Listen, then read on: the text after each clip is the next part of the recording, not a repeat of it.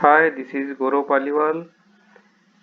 GST में कुछ important notification आए हैं। 5 मई 2020 को गवर्नमेंट ने कुछ नोटिफिकेशन दिए हैं। इसमें से मुझे 4 कुछ नोटिफिकेशन इम्पोर्टेंट लगे हैं, वो मैं आपके सामने ब्रीफ कर रहा हूँ। यहाँ पे कुछ जीएसटी की डेडलाइंस, जीएसटी के रिटर्न्स की डेट आगे की है, कुछ ईवेबी में रिलैक्सेशन दिए है। तो जो इम्पोर्टेंट नोटिफिकेशन मुझे लगे हैं मैं आपके सामने ब्रीफ कर देता हूँ यहाँ पर। तो हम चलते हैं सबसे पहले है अपने नोटिफिकेशन में, जिसमें ईवीसी के थ्रू भी अब कंपनी जीएसटी रिटर्न फाइल कर सकती है।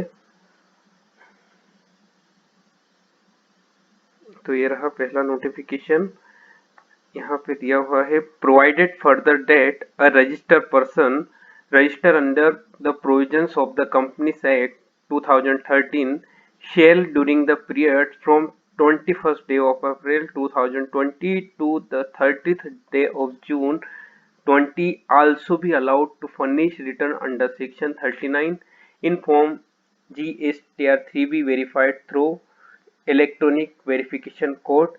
पहले कंपनीज को ये सुविधा नहीं थी कि वो अपना GSTR 3B ईवीसी के थ्रू फाइल कर पाए। डीएससी वहाँ पे मैंडेटरी था। अब लॉकडाउन की वजह से काफ़ी लोगों की जो डीएससी है काफ़ी ऑफिस में छूट चुकी है, तो इसको ये 30 जून के लिए ये रिलैक्सेशन दिया है कि आप ईवीसी के थ्रू भी आप GSTR 3B फाइल कर सकते हो कंपनी के केस में।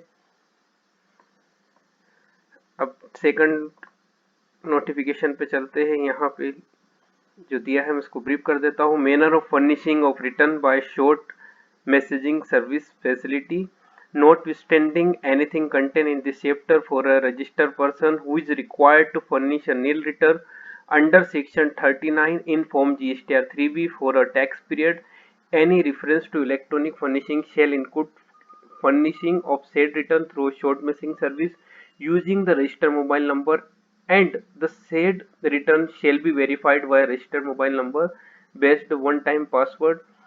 यहाँ पर जो भी नील रिटर्न, जो भी जिस व्यक्ति का नील रिटर्न है वो अपना GSTR 3B फाइल करना चाहता है, तो अब गवर्नमेंट एक शॉर्ट मैसेजिंग सर्विस के थ्रू एक OTP जनरेट होगा और उसके थ्रू नील रिटर्न फाइल किया जा सकेगा। मोबाइल के थ्रू भी आप अब GSTR 3B फाइल कर सकेंगे, बट वो नील एंट्री होना चाहिए। नील एंट्री का मतलब ये है कि ये नील रिटर्न शेल मीन और return under section 39 for a tax period that has a nil or no entry in all the tables in the form of GSTR 3B। अब ये केवल नोटिफिकेशन आया है, गवर्नमेंट पूरा इसका गाइडलाइन देगी कि कैसे ये आगे इम्प्लीमेंट होगा, किस नंबर पे आप मैसेज करेंगे और ये कैसे आप GSTR 3B को फाइल करेंगे। अब हम आगे बढ़ते हैं नेक्स्ट नोटिफिकेशन की तरफ, जिसमें ई वे बिल की डेट को एक्सटेंड किया हुआ है। ई वे बिल की डेट को इन्होंने 31 मई तक बढ़ा दिया गया है।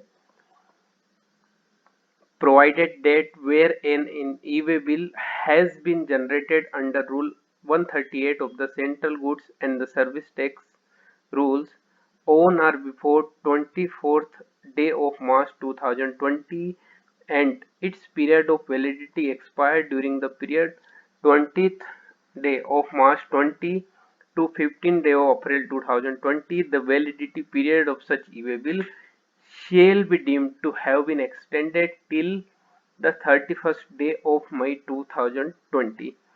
तो 24 मार्च से लेकर या 24 मार्च से पहले जो भी ई वे बिल इशू किए गए थे और जिनकी वैलिडिटी एक्सपायर हो रही थी 20 मार्च से लेकर 15 अप्रैल तक 2020 तक, तो उन सभी ई वे बिल की जो वैलिडिटी है उसको 31 मई 2020 बढ़ा दिया गया है कोविड-19 की वजह से।